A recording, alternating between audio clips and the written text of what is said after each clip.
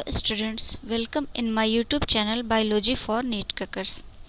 Students, आज की class में हम पॉपुलेशन स्टेबलाइजेशन और बर्थ कंट्रोल मेथड्स देखेंगे।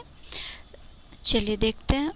देखिए, फर्स्ट पॉइंट देखिए क्या लिखा हुआ है कि 1900 में जो वर्ल्ड की पॉपुलेशन थी कितनी थी? 2 बिलियंस, या इसको क्या बोल सकते हैं? 2000 मिलियन बोल सकते हैं।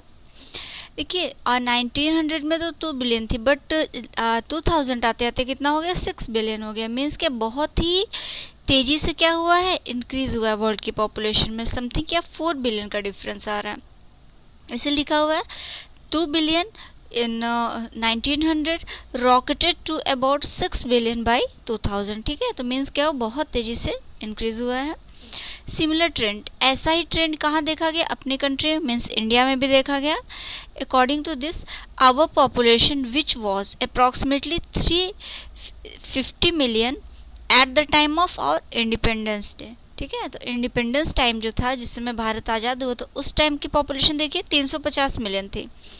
Reached close to the billion, और देखिए 2000 आते आते तक क्या हो गया? बिलियन में पहुंच गया। अभी देखिए क्या 350 मिलियन और फिर बिलियन आज़ादी के इतने साल बाद, मीन्स बोला जाए सन 2000 तक। देखिए क्या बहुत ही तेज़ी से इंक्रीज़ हुआ है इंडिया की पॉपुलेशन भी। और एक डाटा दिया गया है कि मई 2000 तक कितनी हो गई थी? 1 बिलियन हो गई थी, जो कि क्या है बहुत ही ज़्यादा है। और क्यों हुआ था? इसका रीज़न देखिए क्या है कि बोला जाए बिफोर इंडिपेंडेंस टाइम जिस समय नहीं था, उस समय क्या था? हमारे यहाँ की हेल्थ फैसिलिटीज़ क्या थी? इतनी डेवलप नहीं थी। बट क्या हुआ है? धीरे धीरे क्या हुआ है? डेवलपमेंट हुआ है, हेल्थ फैसिलिटी बेहतर हो गई है। तो जो मॉर्टेलिटी रेट है, MR जिसको बोलते हैं, मॉर्टेलिटी रेट मीन्स बोला जाए डेथ रेट जिसको बोलते हैं, तो डेथ रेट क्या हुई? घट गई है। बट देखिए यहीं पे क्या है कि बर्थ रेट क्या है? वैसे ही कंटिन्यू बनी हुई है, तो इसीलिए क्या है? पॉपुलेशन इंक्रीज़ हो गई है। देखिए यहाँ 1920 की बात किया है कि बिफोर 1920 पॉपुलेशन बिकेम कांस्टेंट, उसके पहले कांस्टेंट था। बट वही है कि क्या है, हेल्थ फैसिलिटीज़ से क्या हुआ? धीरे धीरे ट्रांजिशन फेज़ आया है। इसलिए यहाँ लिखा 1921 is called transition phase because after this population of India continuously increase due to medical facility had increase in India. Student देखिए NCERT ने जो डाटा दिया है, इसने बोला है कि इंडिपेंडेंस के बाद की बात है कि इंक्रीज़ हुआ है। बट अगर रियल में देखा जाए तो 1921 से ही क्या हुआ? ट्रांजिशन फेज़ आने लगा है। क्या हो रहा है? पॉपुलेशन धीरे धीरे बढ़ने लगी थी। देखिए rapid decline in death rate, decline means क्या? डिक्रीज होना। तो बहुत तेज़ी से क्या डेथ रेट घटी है। और किसकी? Maternal mortality rate and infant mortality rate, means क्या? मदर की भी मॉर्टेलिटी रेट घट गई है और इन्फेंट की, मीन्स जो नई जनरेशन आ रही है उसकी भी। ठीक है, तो डेथ रेट घट गई है। As well as increase in number of people in reproducible age, means और ऐसी एज के पीपल्स ज़्यादा बढ़े जिनका रिप्रोड्यूसिबल एज है, मीन्स क्या? जो अडल्ट स्टेज पे है, मीन्स बोला जाए 18-19 की एज के क्या हैं जितने लोग हैं उनके नंबर्स बहुत तेज़ी से बढ़े हैं। तो आगे वो भी रिप्रोडक्शन करेंगे, उनकी भी नई जनरेशन आएगी। इस वजह से भी क्या हुआ है कि पॉपुलेशन बहुत तेज़ी से इंक्रीज़ हुआ है। देखिए 2001 में सेंसस रिपोर्ट आई थी। सेंसस रिपोर्ट पॉपुलेशन के लिए आती है। तो ये 2001 का डाटा है। उस समय कितना था सेंसस? जो था 1.7% था, या इसको आप 17 पर 1000 पर ईयर भी बोल सकते हैं। इसका मतलब क्या है कि अभी अगर 1.7% का डाटा लेके चलते हैं, तो इसका मतलब है कि 33 साल बाद हमारी पॉपुलेशन क्या हो जाएगी? जस्ट डबल हो जाएगी, जस्ट डबल आफ्टर 33 ईयर्स। इतनी तेज़ी से क्या हो रहा है कि पॉपुलेशन बढ़ रहा है। बट रिसेंट अगर डाटा देखें 2014 का, 2017 का, तो एक्चुअल में क्या हुआ है? डाटा थोड़ा सा चेंज हुआ है। एक्चुअल में क्या है कि अभी जो डाटा आया है वहाँ पे क्या है, 40 ईयर्स, आफ्टर 40 ईयर्स, 40 साल बाद क्या होगा कि हमारी पॉपुलेशन डबल होगी। ये अच्छी बात है कि लोगों ने समझा है और पॉपुलेशन क्या हुआ है, पॉपुलेशन पे रोक भी लगाई है। इसमें गवर्नमेंट ने भी बहुत इंपॉर्टेंट रोल प्ले किया है। बहुत से स्लोगन उन्होंने बताए हैं लोगों को, और इसके अलावा उन्होंने बहुत से मेथड बताए, बहुत से by newspaper, by media, okay, by TV. तो ये सारी इसके थ्रू क्या हुआ है, लोगों को बहुत नॉलेज हुई है। देखिए एक वर्ड लिखा है अलार्मिंग ग्रोथ रेट, ठीक है। जब ग्रोथ बहुत ज़्यादा हो जाती है तो क्या एक अलार्म दे रही है कि अभी क्या रुकना चाहिए। क्यों रुकना चाहिए? क्योंकि जो बेसिक रिक्वायरमेंट है, फूड, शेल्टर, क्लॉथिंग, ये सब क्या है, इन सब की कमी हो रही है। तो बोला है alarming growth rate could lead to an absolute scarcity of even the basic requirement, that is food, shelter and clothing, in spite of significant progress made in those area. Therefore the government was forced to take up serious measure. Government ने काफ़ी force किया, काफ़ी दबाव डाला लोगों पे। तो government ने क्या किया है कि काफ़ी इंपॉर्टेंट रोल प्ले किया है। देखिए अभी किस पे आते हैं, बर्थ कंट्रोल पे आते हैं। फर्स्ट क्या है, the most important step to overcome this problem is to motivate smaller family. तो सबसे इम्पॉर्टेंट स्टेप क्या था कि छोटी फैमिली बनाने के लिए लोगों को सलाह दी जाए। क्या हो, उनकी जितनी फैमिली छोटी होगी उनमें क्या होगा, उतनी प्रॉब्लम्स नहीं होंगी, वो आसानी से फूड, शेल्टर, क्लॉथिंग क्या करेंगे, अपने बच्चों को प्रोवाइड कर सकेंगे। तो बोला है कि motivate smaller family by using various contraceptive methods. कुछ मेथड्स हैं। We seen advertisement in media as well as poster, bills, ये सब हम लोग देखते हैं।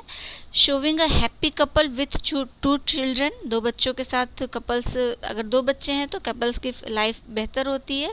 विथ अ स्लोगन हम दो हमारे दो, या वी टू आवर टू, ये एक स्लोगन था जो कि गवर्नमेंट के थ्रू पास किया गया था।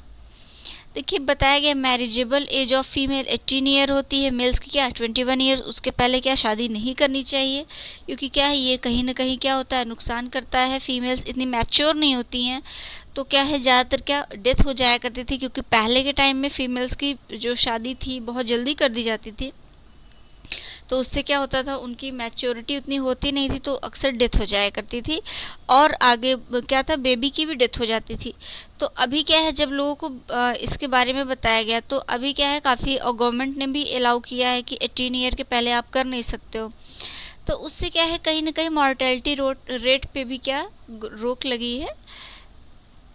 देखिए बर्थ कंट्रोल मेथड 2 हैं, एक नेचुरल मेथड है और एक क्या है, आर्टिफिशियल है। आज हम लोग नेचुरल कंप्लीट करेंगे, नेक्स्ट लेक्चर में हम लोग आर्टिफिशियल कंप्लीट करेंगे। देखिए नेचुरल 3 टाइप्स का है आपका। पहला है पीरियोडिक अब्स्टिनेंस, दूसरा विड्रॉल या क्वाइटस इंटरप्ट, तीसरा है लैक्टेशनल अमीनोरिया। ये 3 मेथड है। आर्टिफिशियल मेथड में 4 है, बैरियर मेथड है, सर्जिकल मेथड है, इंट्रायूट्राइन डिवाइसेस है, ओरल कंट्रासेप्टिव पिल्स हैं। देखिए सबसे पहले क्या है, नेचुरल मेथड। नेचुरल मेथड में सिंपल सा है कि कोई भी एक्सटर्नल चीज़ें आप यूज़ नहीं कर रहे हो, बिना एक्सटर्नल चीज़ों को यूज़ किए क्या कर रहे हैं, बर्थ को कंट्रोल कर रहे हैं। कैसे, avoiding chance of sperm and ovum meeting. Means क्या हो कि ओवम और स्पर्म जिस टाइम ड्यूरेशन पे मीट करते हैं, मिलते हैं, उस टाइम ड्यूरेशन को क्या कर दिया, अवॉइड किया जाए, तो क्या होता है, बर्थ को रोका जा सकता है। देखिए जो फर्स्ट आता है वो आता है पीरियोडिक एब्स्टिनेंस। इसका मतलब क्या होता है कि वो टाइम पीरियड एक्चुअल में आप जानते हैं कि ओव्यूलेशन किस डे होता है, मेंस्ट्रुअल साइकिल मैंने आपको पढ़ा 14 डे पे, ठीक है। तो जरूरी नहीं कि 14 डे पर, 10 से 17 डेज़ के बीच में कभी भी हो सकता है।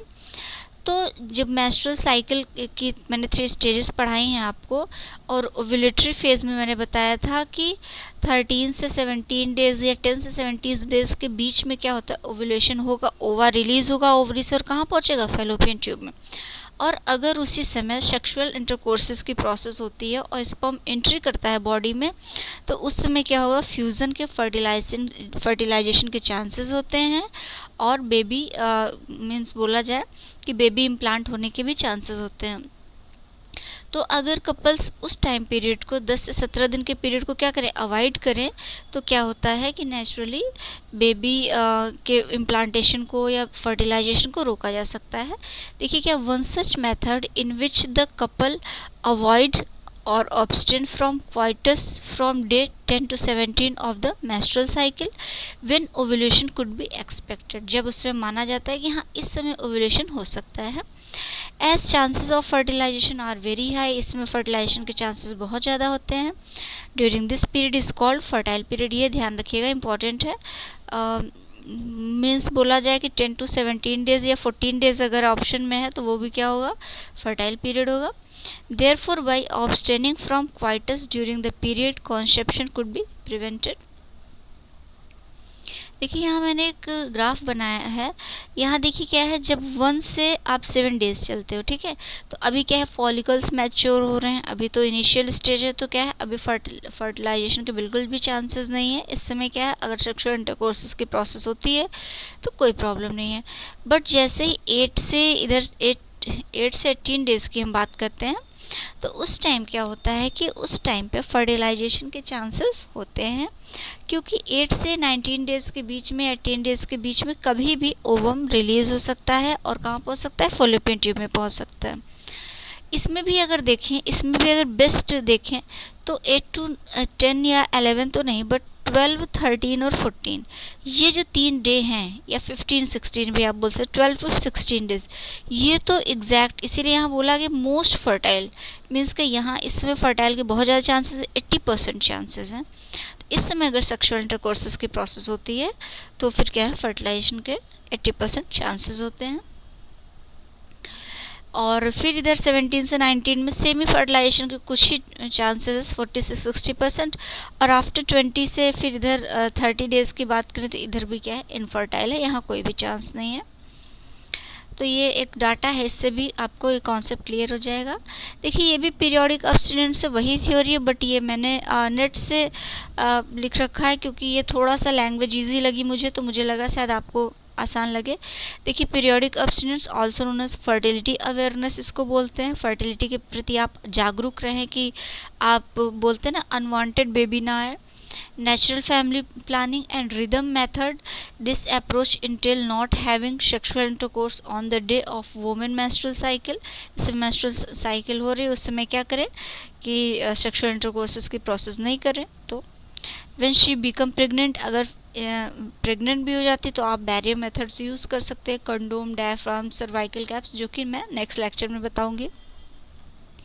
देखिए फर्स्ट हो गया। सेकंड नेचुरल मेथड आता है विड्रॉल या क्वाइटस इंटरप्ट्स। देखिए इस जो ये जो मेथड है, इसमें क्या है कि बाय मेल पार्टनर के थ्रू होता है, कि जिस समय पीक पॉइंट पे मेल पार्टनर पहुंचता है, मीन्स बोला जाए कि जिस समय उसका सीमेन डिस्चार्ज होने वाला होता है ड्यूरिंग सेक्सुअल इंटरकोर्सेस, उस टाइम पीरियड पे क्या करे कि वो सीमेन को फीमेल की बॉडी में ना इंजेक्ट करके बाहर रिलीज करे फ्रॉम आउटसाइड द वेजाइना।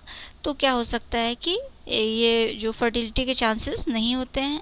देखिए यहाँ पे लिखा हुआ है, another method in which the male partner withdraw his penis from the vagina just before ejaculation. आप जानते हैं सीमेन के निकलने की प्रोसेस को क्या बोला था, इजैकुलेशन बोला था।